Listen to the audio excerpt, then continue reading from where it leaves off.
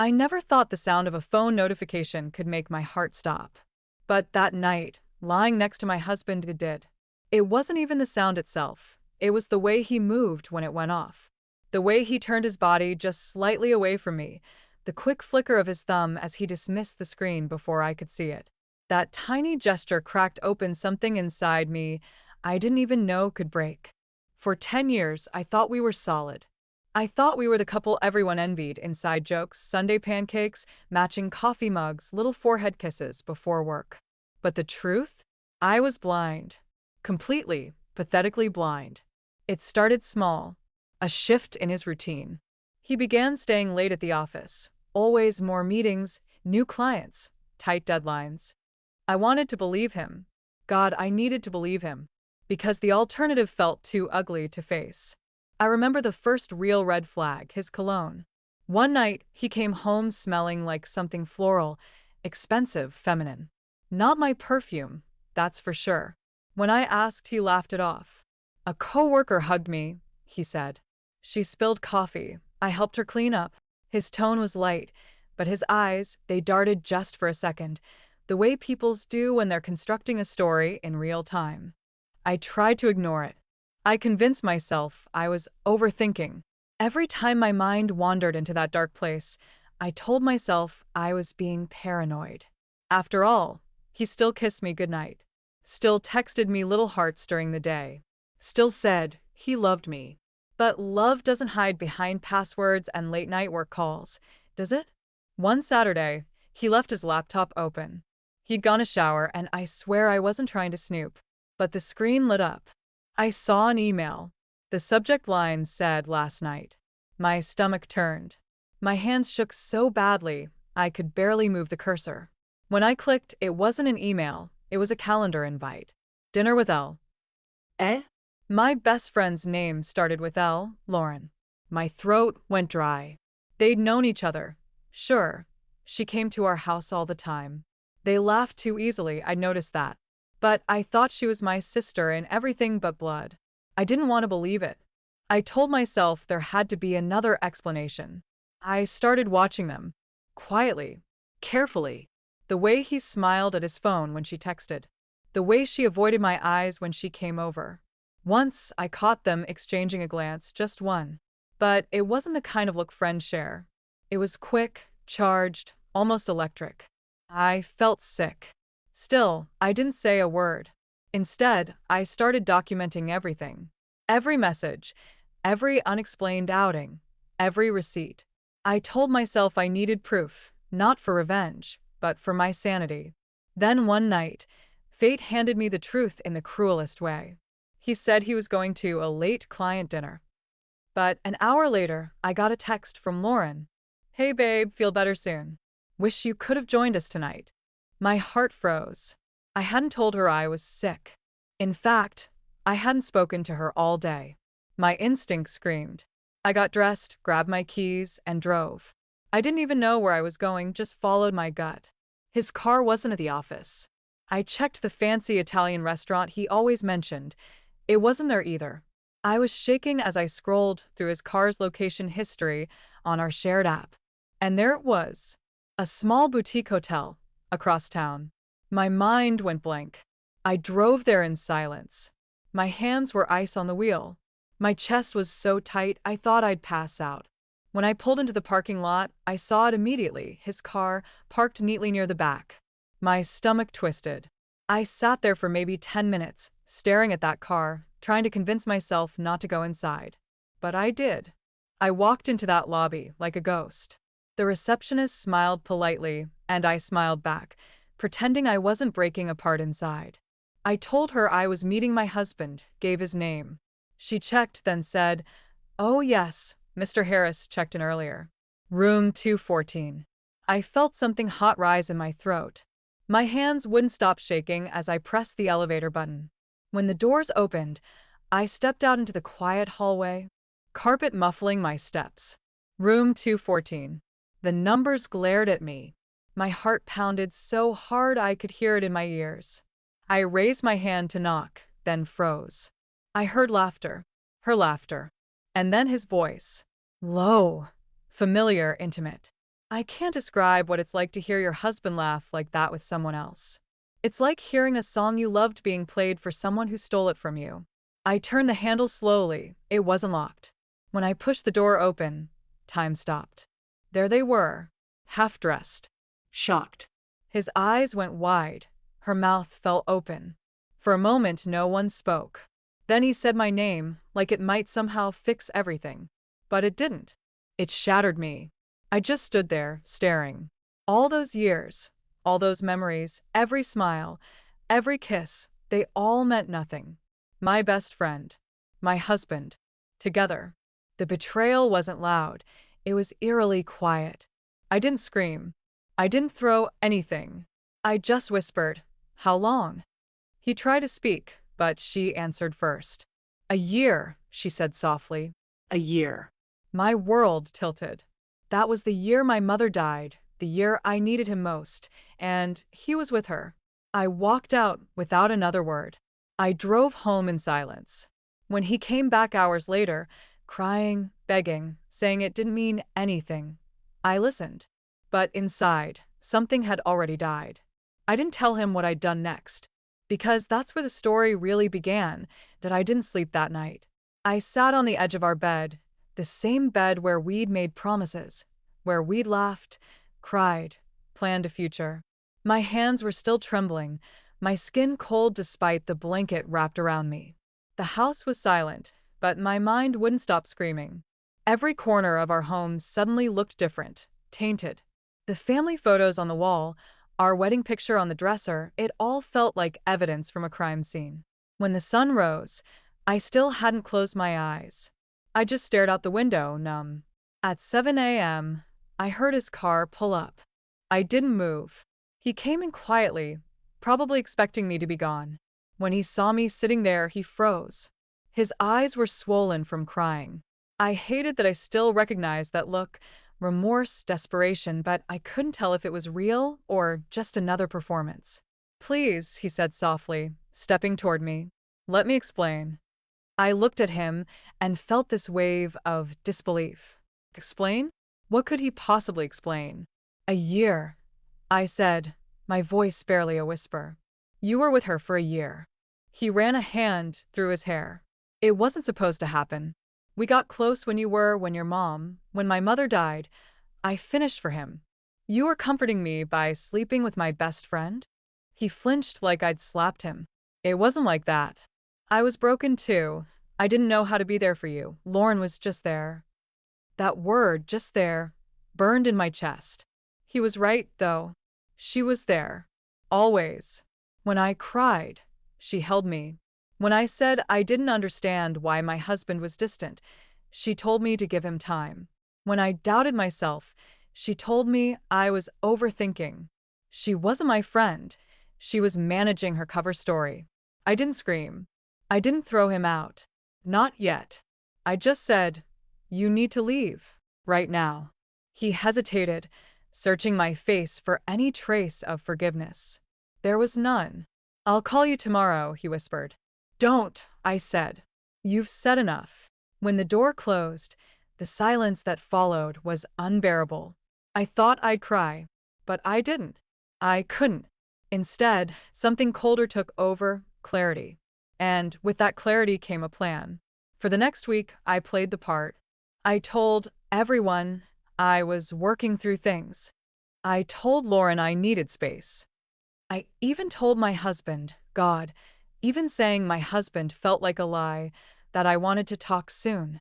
I let them both think I was broken, vulnerable, confused. But inside, I was calculating. I started collecting everything I could, messages, photos, receipts, proof of their affair. Not to expose them right away, but to hold power.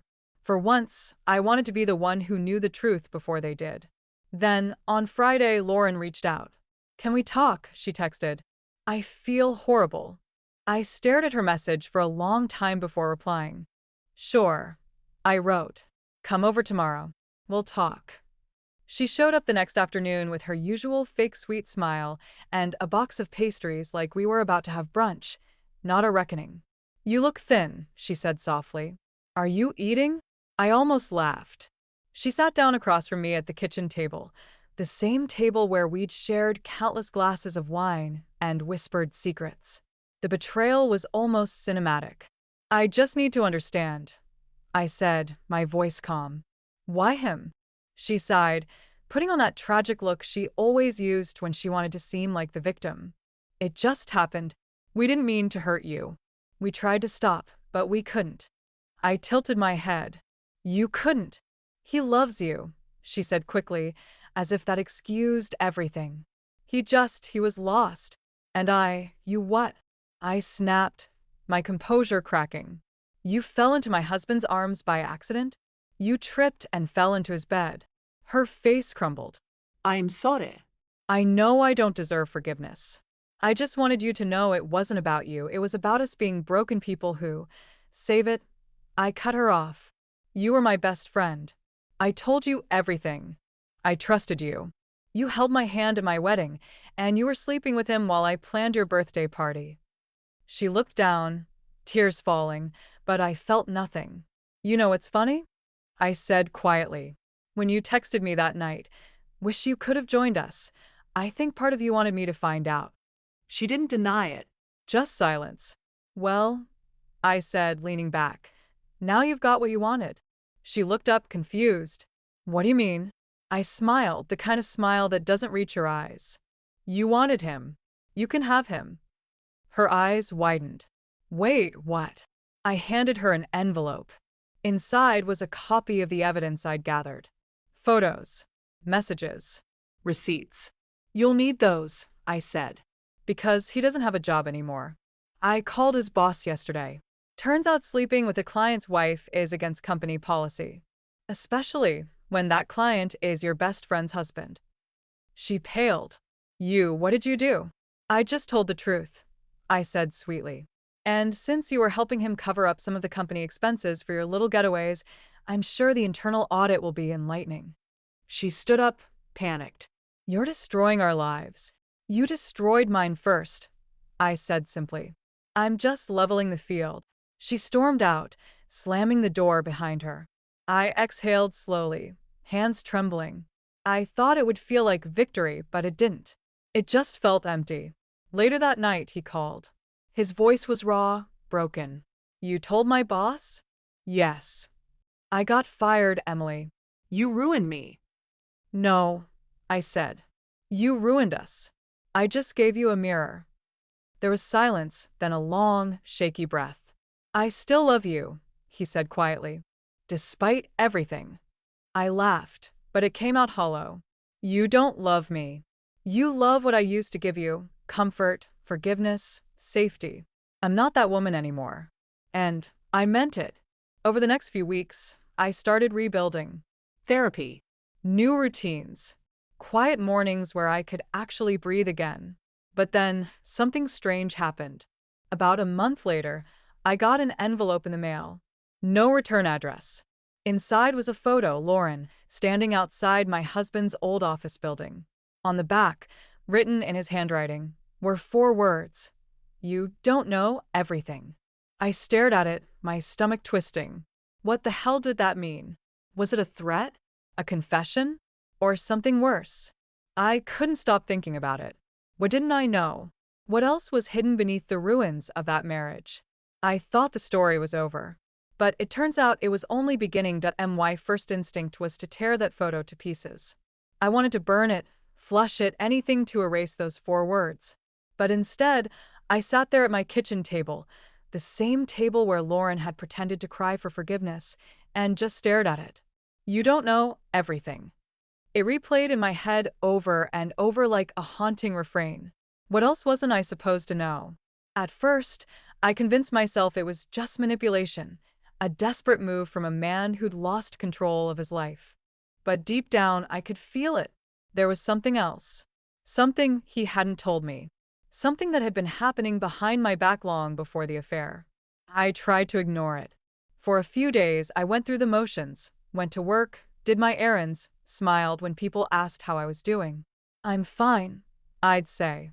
That automatic lie rolled off my tongue so easily it scared me. But at night, that picture would call to me. I'd take it out, trace those 4 words with my thumb, and feel my stomach tighten all over again. I finally gave in one night. I called him. He answered on the second ring, his voice rough and quiet.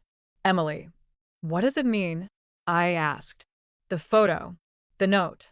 What don't I know? There was a pause. You shouldn't have gotten that. Then who sent it? Another pause. Too long. My pulse quickened. You did, didn't you? I pressed. Why? I can't talk about it over the phone, he said. Please. Just meet me. One last time. Every cell in my body screamed no. But curiosity, no. Obsession won. Fine, I said. Tomorrow. Noon. The park near the lake. He agreed, then hung up. I barely slept. I told myself I'd go for closure. That I'd look him in the eye one last time, hear whatever pathetic excuse he had left, and finally let go. But part of me knew better. The next day was bright, too bright for the heaviness in my chest. The park was quiet except for the sound of ducks gliding across the water. He was already there, sitting on a bench, hands clasped, looking smaller than I remembered. When he saw me, he stood. You look good, he said. I ignored that. Talk. He sighed, rubbing the back of his neck. You think you know everything about me, he began, but you don't. The affair with Lauren, it wasn't the start of anything. It was part of something else. My stomach tightened. Something else? It wasn't random, he said. She didn't just appear in our lives by accident. What are you talking about? He hesitated, looking around as if someone might be listening. Do you remember the promotion I got 3 years ago? The new position, the big client. I nodded. Lauren introduced me to them. That's how she got close to us. It wasn't friendship at first, it was business. She was working with the firm to evaluate potential partnerships. And he trailed off. You what? I did something I shouldn't have. I leaked a few documents. Nothing major at first, just small things. She said it was harmless, that it would help secure the contract. My pulse spiked. You leaked confidential files? To her? He nodded miserably. And when the deal went through, I thought it was over. But then she started using it against me. She threatened to expose it if I didn't keep seeing her. I stared at him in disbelief. So, you're saying she blackmailed you into an affair? He looked up at me, eyes glassy. It started that way. But then, I stopped fighting it. I let it happen. He dropped his head into his hands. I was weak, pathetic. I deserve everything that's happened. But when you called her out, when you got me fired, I thought it was over. Then she showed up again. When? I demanded. A week ago, he said quietly. Outside my old office. She said she had copies of everything, emails, documents, proof. She said if I didn't pay her, she'd go public. I told her I didn't have anything left, that you'd taken everything. That's when she said she'd come for you next. My breath caught. Me? Why? Because she hates you, he said simply. She blames you for ruining her life. And she said she wasn't done. I stared at him, trying to process it. Part of me wanted to laugh. The other part wanted to scream. You expect me to believe that after everything you've done? I know how it sounds, he said, desperate now. But she's not who you think she is. She's dangerous, Em.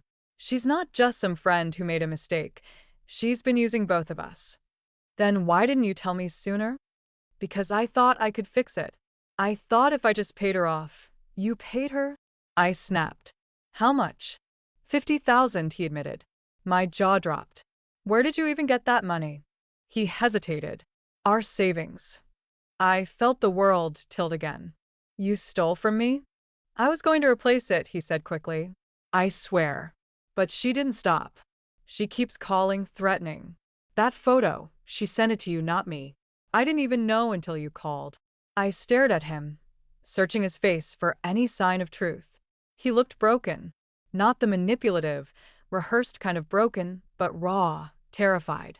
If what you're saying is true, I said slowly, why come to me now? Because I need your help, he said. The words hit me like a slap. My help? You destroy my trust, my life, my friendships, and now you need my help. She's coming after you, Em. You don't understand what she's capable of. I laughed bitterly. No, I think I do.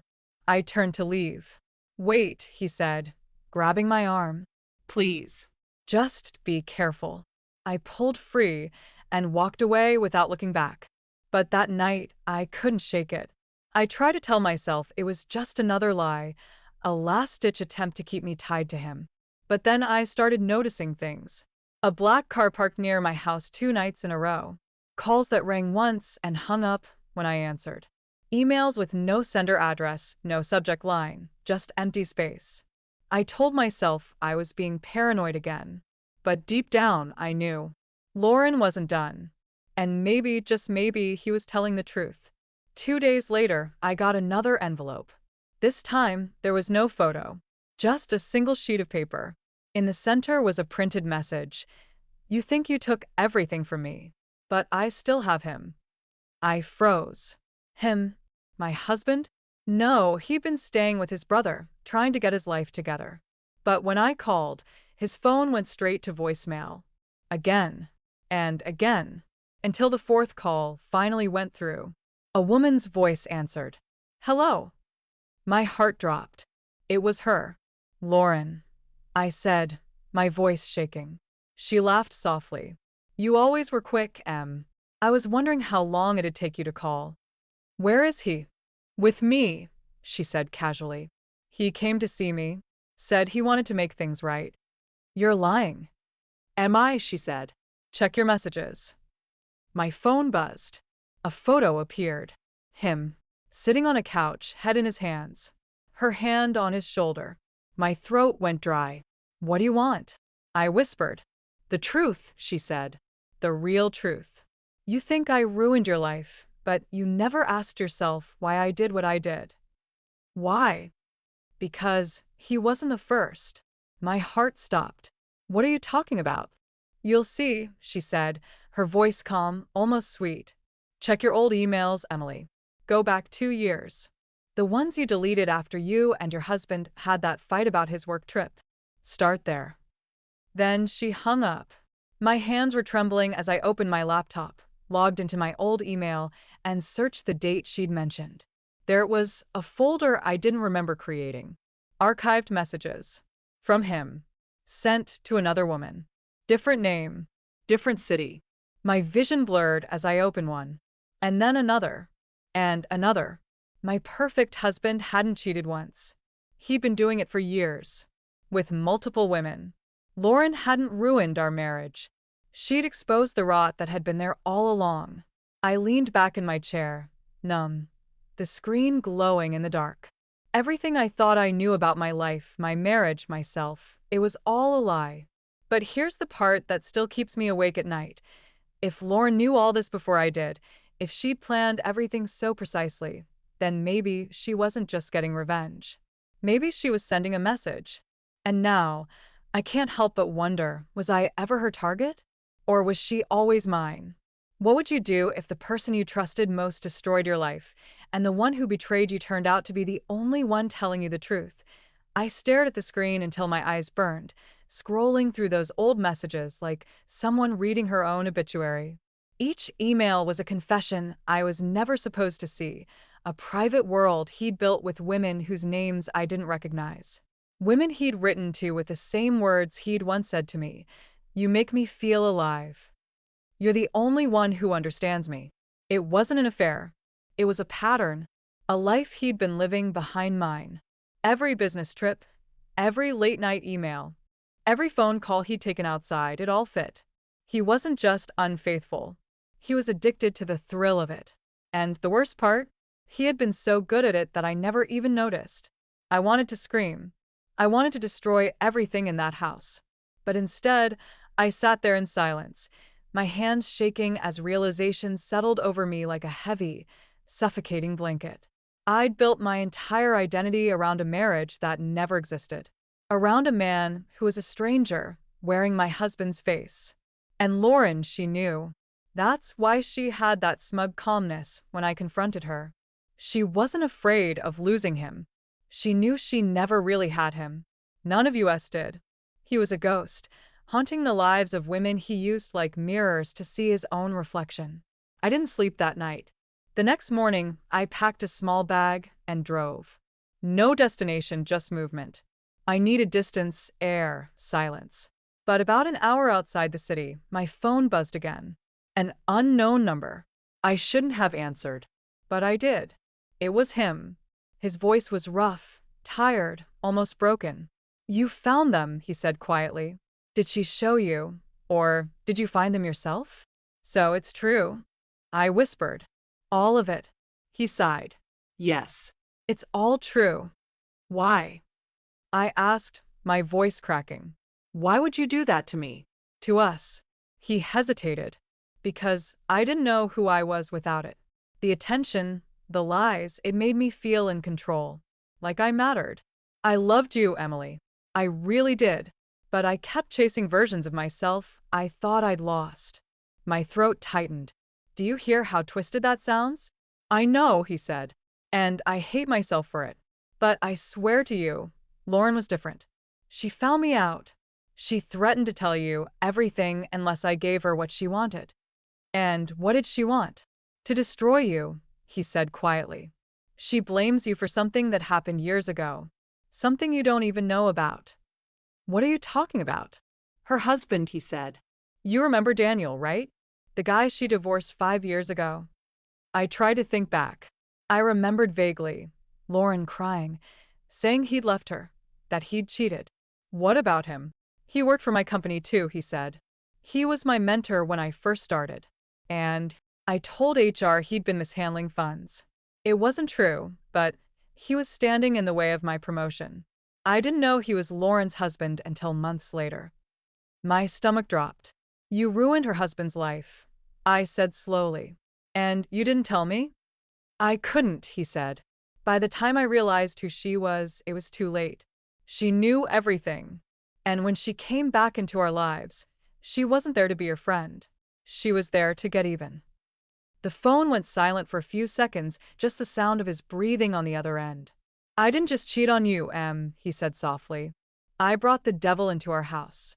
I wanted to say something, anything, but words failed me. When I finally spoke, my voice was barely a whisper. "Where are you?"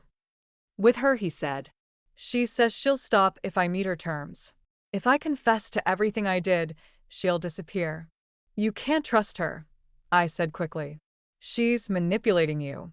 "Maybe," he said, "but I don't see another way out." "Then let me help you." "No," he said firmly. "You've done enough. This is on me." And then the line went dead. I called back again and again, but nothing. Straight to voicemail. The next day, I drove to Lauren's place. Her car was gone. The blinds were closed. It looked empty. I knocked anyway. No answer. I even went to his brother's house. He wasn't there either. For days, I searched. I called, emailed, even reached out to old coworkers of his.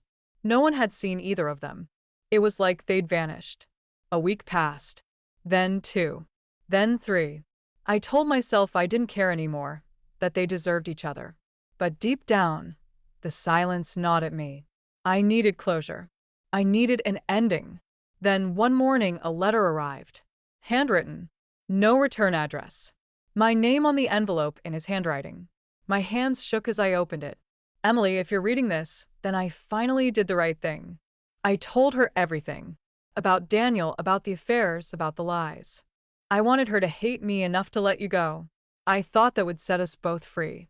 But I was wrong. She didn't want justice. She wanted me broken. And she got it. I'm leaving. Not because I want to run away, but because I need you to rebuild without my shadow. You deserve that. Maybe someday, you'll understand that I loved you in the only way a broken man could. I'm sorry it was never enough. James the first read it twice, then a third time.